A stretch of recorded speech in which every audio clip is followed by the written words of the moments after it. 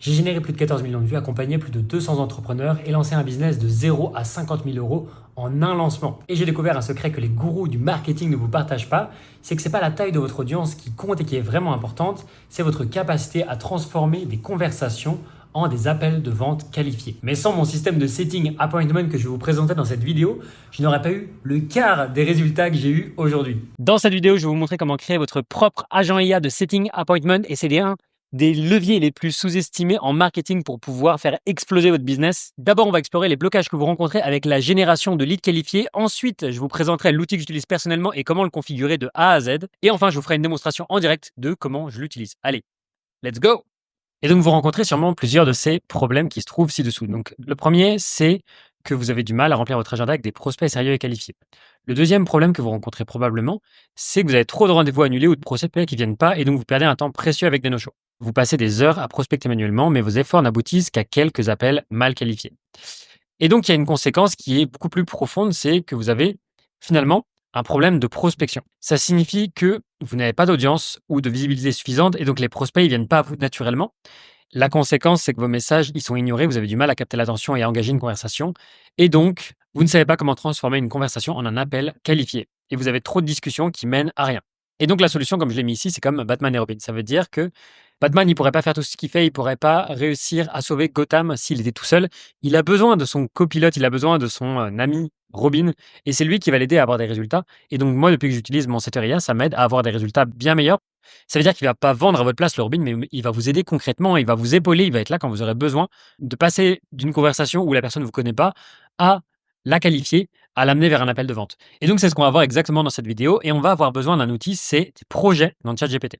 Donc, les projets, comment vous les voyez? Donc, quand vous êtes sur ChatGPT, vous avez une barre latérale avec différents projets qui s'affichent ici. Donc, vous pouvez cliquer sur plus pour en créer un. Mais d'abord, avant que je vous explique comment ça fonctionne, je vais d'abord vous expliquer qu'est-ce que c'est. Et donc, les projets, ils offrent une nouvelle façon de regrouper des fichiers et des discussions pour un usage personnel, ce qui simplifie la gestion de travail impliquant plusieurs discussions.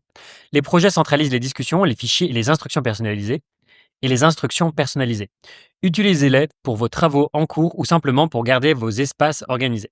Donc, c'est un petit peu comme si vous aviez un bureau. Et donc, en fait, vous avez différents tiroirs. Et donc, vous allez tirer sur un tiroir pour pouvoir avoir une information. Et donc, votre espace de travail, c'est votre bureau. Donc, c'est votre chat GPT. Et votre projet en particulier, c'est un tiroir dans lequel vous allez pouvoir organiser plein de papiers, plein de choses qui sont sur une thématique précise. Et donc, là, c'est un tiroir, par exemple, pour l'administratif, un tiroir pour le setting, un tiroir pour le closing. Et donc, chaque tiroir a une fonctionnalité précise. Donc, pour créer un nouveau projet, cliquez sur le plus à côté de projet en haut à droite de la page. Donc, par exemple, quand vous êtes sur ChatGPT, vous allez cliquer sur le petit plus qui se trouve juste là. Et donc là, vous allez pouvoir nommer votre projet. Donc, par exemple, Setter IA Test. Donc là, je vais le nommer comme je veux. Ensuite, je peux changer la couleur en cliquant sur le petit icône. Je peux lui mettre bleu, par exemple. Et je vais cliquer sur créer le projet. Donc, les projets permettent de regrouper les chats, les fichiers et les instructions personnalisées en un seul endroit. Utilisez-les pour accéder facilement aux travaux en cours ou pour organiser vos tâches. Donc là, on va cliquer dessus. On va créer notre projet. Et ici, vous allez pouvoir ajouter vos instructions.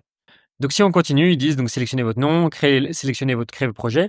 Les conversations partagent le contexte avec vos fichiers partagés et vos instructions personnalisées. Ça veut dire que dans votre projet, vous allez pouvoir ajouter des instructions ici.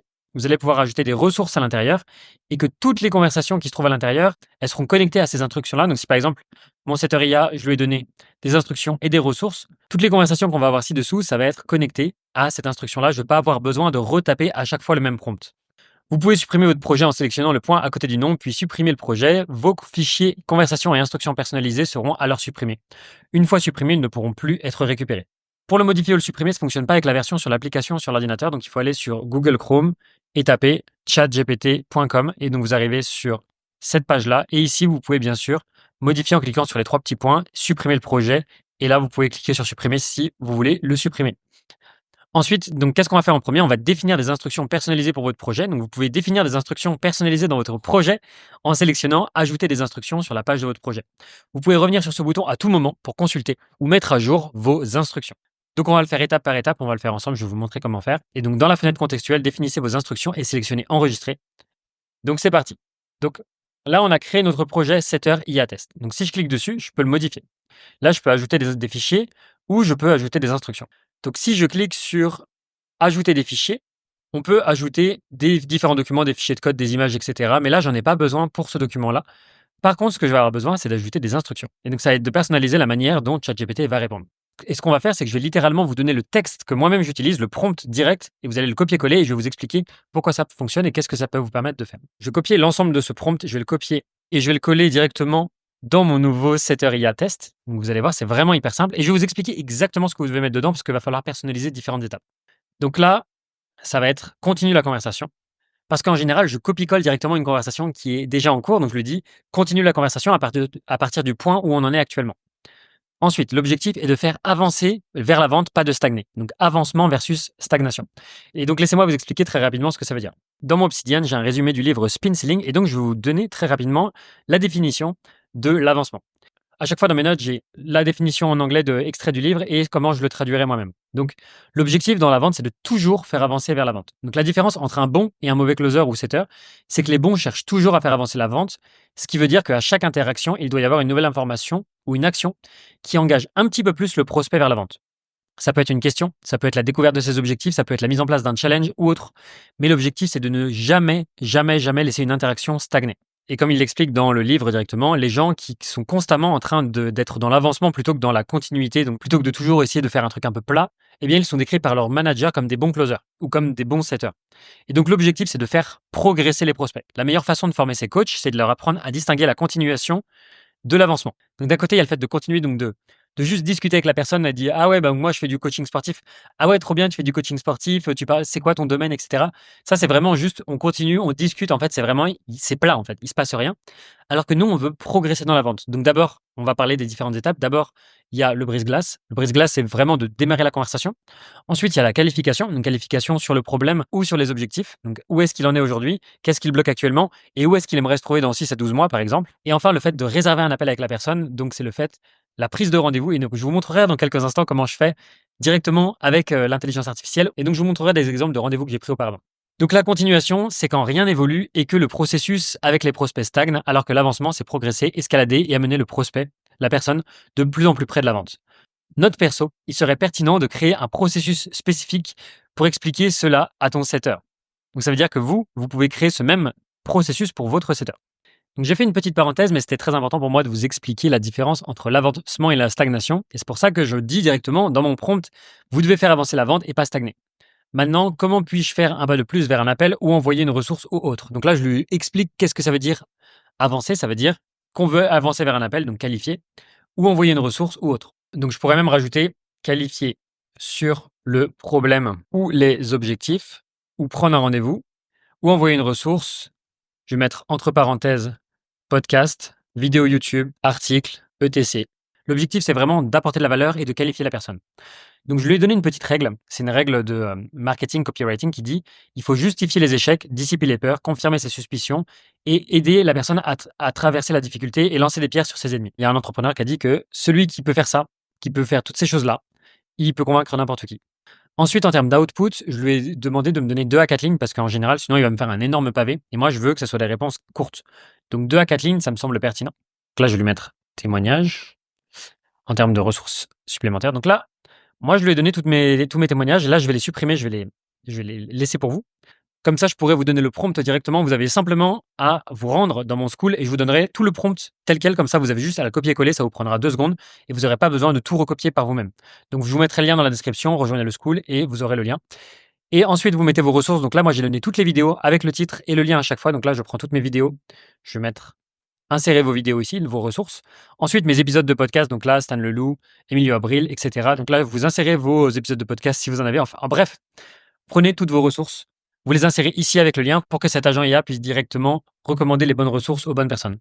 Une fois que vous avez donné toutes vos ressources, vous terminez en donnant quelques informations sur votre avatar client et sur votre offre. Et bien sûr, vous donnez le lien pour réserver vos appels. Comme ça, si quelqu'un veut prendre un appel avec vous et que votre IA arrive à le closer, eh bien votre agent IA pourra directement donner le lien dans le message et il n'y aura pas besoin de le recopier à chaque fois. Donc pour résumer, on a le petit prompt, les ressources que vous devez partager, donc témoignages, ressources, etc. Et enfin, des informations sur votre avatar et sur votre offre. Donc là, on enregistre. Et c'est tout en fait. Il n'y a rien de plus simple que ça. Vous avez votre prompt et c'est tout. Vous n'avez rien besoin de plus. Vous avez juste besoin de ce prompt. Et maintenant, je vais vous montrer comment ça fonctionne. Petit disclaimer rapidement, je veux juste vous dire que le setter IA, il n'est pas parfait. C'est pas non plus le truc qui va faire que hop, vous cliquez sur un bouton, c'est en automatique et ça va faire des messages parfaits à chaque fois. Parce que sinon, je pourrais très bien l'automatiser avec l'intelligence artificielle. C'est pas si compliqué que ça de pouvoir automatiser ça. Mais je préfère toujours avoir un regard derrière pour qu'il y ait un humain qui valide et que ce soit pas n'importe quoi qui soit envoyé à mes prospects. Je veux quand même qu'il y ait derrière une touche de personnalisation et qu'on vérifie. Parce que même si ça prémâche le travail et que ça fait quand même 80-90% du travail, il y a toujours besoin d'avoir un humain derrière qui vérifie que le travail soit bien fait. Et je veux pas vous vendre le rêve de vous dire oui, le truc, il fait tout automatiquement. Non, il y a toujours besoin de bosser. Mais ça vous fait gagner vachement de temps. Des fois, vous savez pas comment formuler. Si vous avez bien entraîné votre chat GPT, normalement, il peut répondre quasiment dans le même style d'écriture que vous. Et donc, je vais vous montrer comment ça fonctionne. Donc là, une fois que vous avez votre recetteur IA, vous allez simplement utiliser la base qui se trouve là. Ce que je vous recommande de faire, c'est de copier-coller la conversation que vous avez en cours avec une personne et de l'insérer directement ici. Donc, je vous montre des exemples concrets de personnes avec qui j'ai discuté. Donc là, prenons un exemple. La personne, je lui ai dit, réponds-lui et qualifie-le sur son problème slash objectif. Donc, réponds-lui qu'on peut l'aider à aller chercher les 10K et qu'on est chaud en closing. Parce qu'en fait, il m'a dit, salut Tony, félicitations pour cette campagne qui est pas trop mal montée. En tout cas, le targeting est bien, le message est OK, ça le fait. C'est surprenant qu'on le voit de l'autre côté quand je ne réponds pas. Donc là, il y a quelqu'un qui m'a envoyé un message. Il m'a dit qu'il trouvait que c'était bien. Donc je lui ai dit, réponds-lui et qualifie-le sur son objectif problème. Réponds-lui qu'on peut l'aider à aller chercher les 10K et qu'on est chaud en closing. Parce que lui, il a dit qu'il avait besoin d'aide sur le closing. Donc je l'aiguille un petit peu, parce que des fois, l'IA, elle n'est pas parfaite, elle a besoin d'informations, elle a besoin de savoir dans quelle direction aller. Donc je lui dis, moi je vais aller dans cette direction-là, on est chaud en closing, on va l'aider sur ce point-là. Yes, donc c'est exactement notre terrain de jeu. Si tu vas aller chercher les 10, 15, 20K, on peut clairement t'aider à scaler et optimiser ton closing. Donc là, on a un truc qui est pas mal. Franchement, c'est on est chaud sur la conversation, on est chaud sur la conversion, la structuration et le process qui transforme des leads en cash. Petite question, où est-ce que tu bloques aujourd'hui pour passer de 4 à 10K? Donc là, il est en train de qualifier, clairement, il est en train de poser des questions sur le blocage et sur qu'est-ce qui fait que ça bloque exactement. On est en train d'essayer de creuser pour comprendre son problème. Ensuite, une fois que j'avais répondu à ce message-là, donc je réponds, ensuite je passe à la personne suivante. Donc là, c'était une autre personne, je dis réponds-lui et qualifie-la en attendant. Donc là, il y a quelqu'un qui m'a donné tout son contexte, il m'a discuté, ça s'est bien passé, machin. Le dernier message qu'il m'a envoyé, c'est sur les chapeaux de roue en ce moment, donc je n'ai pas encore regardé. Quand ma belle-mère viendra vivre quelques temps avec nous, elle me soulagera beaucoup, y compris dans le relais avec la petite. Donc je veux bien que tu me relances après le 20 mars pour me faire penser à visionner ta vidéo. Et donc là, ce que je lui ai dit, c'est réponds-lui et qualifie-la en attendant. Qu'est-ce qu'il m'a proposé comme suggestion? Il m'a dit elle a l'air débordée, mais ouverte à explorer des solutions pour optimiser son temps et sa croissance. Son gros point de douleur, c'est qu'elle se sent submergée et aurait besoin de se dédoubler. Donc là, il propose de la relancer plus tard. Moi, je lui dis non, réponds-lui maintenant en attendant le 20 mars pour ne pas la perdre avec un message court. Yes, Lucie, je note ça. D'ici là, si je peux t'aider sur un point précis ou t'envoyer une autre ressource utile, fais-moi signe. On se redit après le 20 mars. Et donc là, je lui ai donné un prompt. C'est pas vraiment un prompt, mais c'est encore un extrait d'un autre livre que je suis en train de lire en ce moment, qui s'appelle Sell to Anything to Anyone. C'est un extrait qui me semblait vraiment pertinent et je me disais, si je donne cet extrait-là à ChatGPT, il va sans doute proposer un prompt ou en tout cas proposer une réponse qui va être plus qualitative. Donc je peux vous expliquer un petit peu ce que ça signifie. Il n'y a rien de plus efficace en vente que le client croit réellement, mais pense vraiment que vous l'appréciez et que vous tenez à lui. Comme je l'ai dit, la vente, c'est une compétition un peu comme une sorte de guerre. Mais ça ne veut pas dire que vous devez laisser le prospect le savoir. En fait, c'est l'opposé que vous devez faire. Vous devez faire en sorte qu'il soit relaxé, détendu et qu'il vous croie. Donc là, il me dit oui, blabla, j'ai compris, etc. Il faut construire des relations avec les gens, on est d'accord, on a dit oui. Donc je dis alors super, relance Lucie avec cette stratégie. Et là, il me dit hello Lucie, j'espère que tu vas bien en cette période bien remplie. Donc là, on a vraiment créé cette connexion humaine où on est vraiment pote avec la personne. Moi, j'essaie toujours d'avoir un langage friendly avec mes clients parce que j'ai pas envie d'être perçu juste comme une autorité, j'ai aussi envie d'avoir cette proximité avec les gens avec qui je travaille.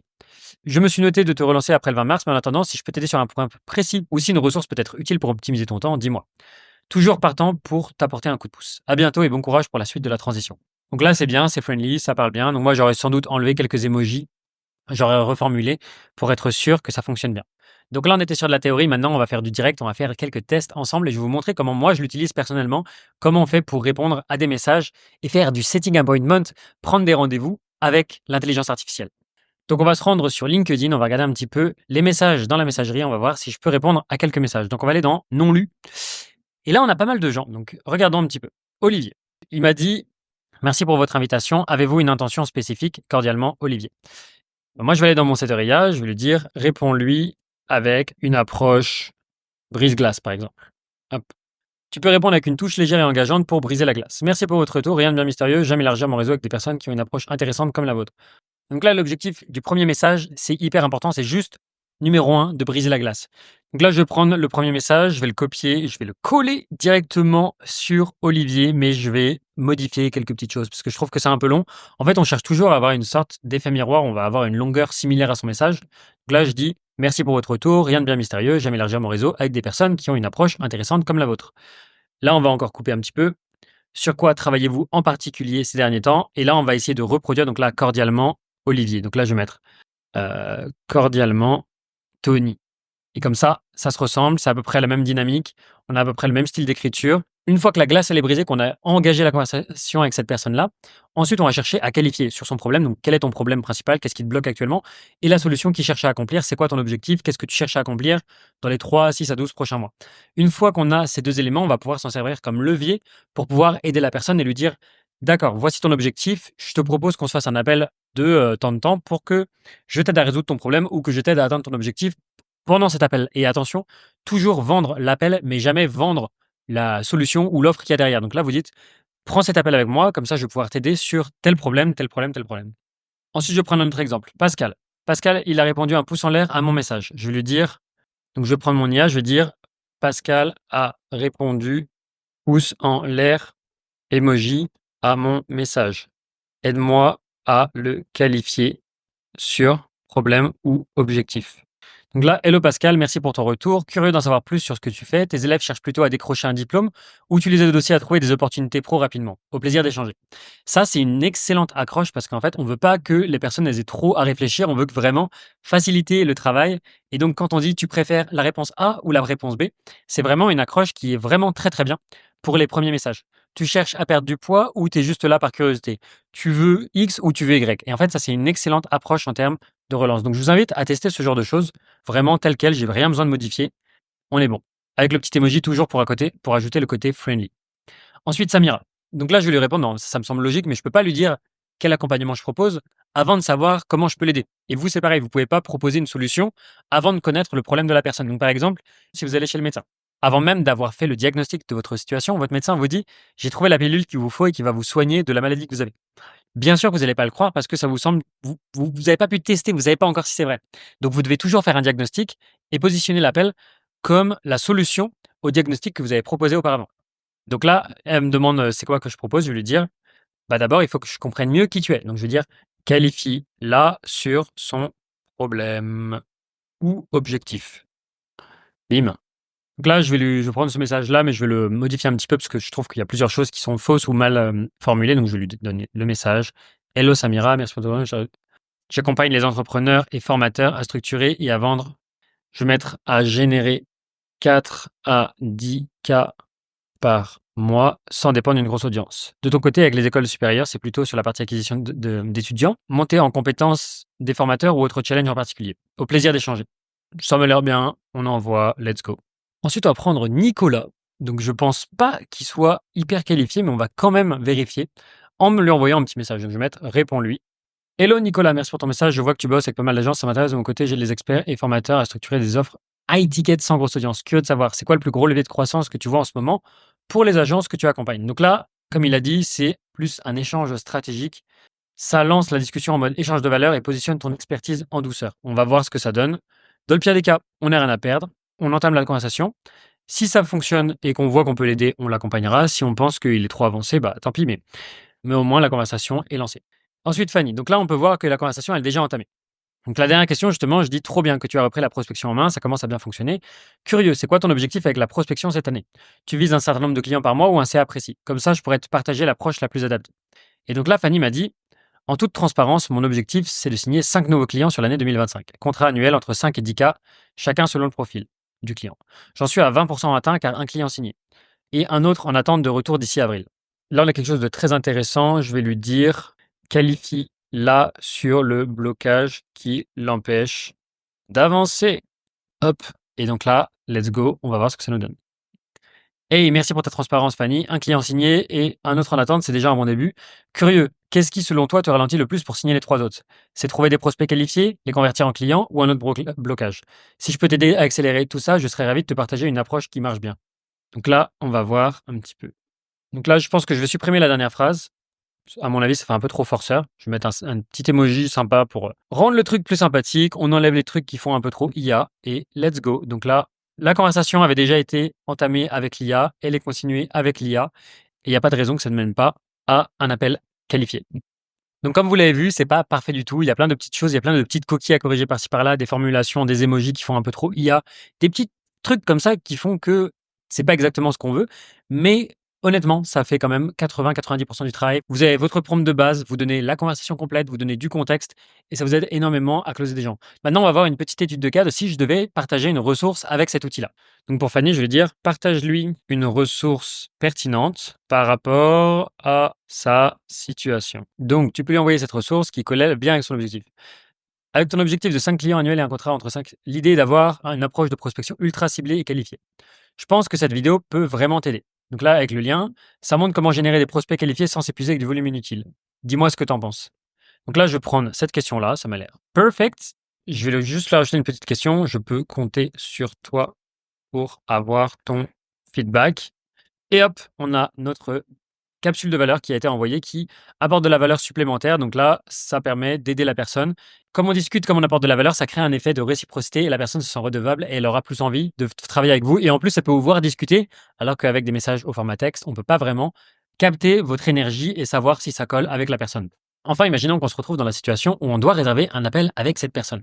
Donc, on va imaginer une situation fictive où la personne dit la personne a répondu merci beaucoup. Aide-moi à rédiger un message qui parle de ses objectifs slash challenge pour l'emmener naturellement vers un call. Donc là, il va récupérer des éléments spécifiques dans la conversation avec les 5 appels pour pouvoir l'emmener vers le pôle. Donc si ça te dit, on peut prendre 15 minutes pour voir comment optimiser ça ensemble. Je pourrais te partager des pistes concrètes adaptées à ton activité. Dis-moi si ça te parle. J'aime bien rajouter un petit PS avec du FOMO ou rareté ou urgence. Propose 10 versions, comme ça je peux choisir la meilleure parmi les meilleures. Le FOMO, ça veut dire Fear of Missing Out, ça veut dire la peur de louper quelque chose, la rareté et l'urgence. Donc là, j'ai quelques créneaux de call cette semaine pour aider des entrepreneurs comme toi à optimiser leur acquisition. Si ça t'intéresse, dis-moi vite, il me reste que 2 dispo. Ça, c'est pas mal. Exclusivité, j'ai seulement 3 places ce mois-ci pour des appels stratégiques gratuits. Si tu veux qu'on voit comment accélérer ta prospection, fais-moi signe avant qu'elle ne parte. Pas mal aussi. Il faut juste savoir un truc, c'est que il faut que ce soit une vraie FOMO, une vraie urgence. Si la personne elle va dans votre calendrier et qu'elle voit qu'il y a 200 places de libre, effectivement, ça va vous décrédibiliser directement. Donc, il faut que ça soit aligné avec la réalité. Donc, par exemple, je ne fais pas souvent ce genre d'appel, mais j'aime bien aider ceux qui sont déjà dans l'action. Donc, si tu veux en profiter, c'est le bon moment. Donc là, ça peut être les personnes qui appliquent cette approche voient souvent une différence dès le premier mois. On peut voir comment l'adapter à ton activité si ça te dit. Bref, tout ça, c'est des bonnes idées. On peut prendre n'importe laquelle de celles-là et la rajouter. Ça permet de rajouter un peu plus de FOMO. Ça permet d'aider les gens à passer plus rapidement à l'action pour prendre leur appel. D'ailleurs, si vous êtes entre 0 et 2 000 euros par mois, que vous êtes un formateur, un coach ou un créateur de contenu et que vous souhaitez générer entre 4 000 et 10 000 euros par mois en 90 jours, alors je vous invite à réserver un appel avec moi. C'est un appel de coaching gratuit dans lequel on va faire un peu le bilan de toute votre situation pour vraiment comprendre où vous en êtes, c'est quoi vos points de blocage et comment est-ce que vous pouvez passer de la situation actuelle où vous êtes entre 0 et 2 000 euros par mois à la situation où vous voulez être, c'est-à-dire entre 4 et 10 000 euros par mois. Si vous êtes dans cette situation-là, je vous invite à prendre directement votre appel de coaching gratuit en cliquant sur le lien dans la description. Vous n'avez absolument rien à perdre. Dans le pire des cas, vous repartez avec un plan d'action gratuit qui va vous permettre de vous débloquer. Et dans le meilleur des cas, on vous accompagne pour scaler jusqu'à 4 ou 10 000 euros par mois de manière stable et sereine. Donc, je vous invite à cliquer tout de suite sur le lien dans la description. On se retrouve de l'autre côté. C'était Tony. Ciao!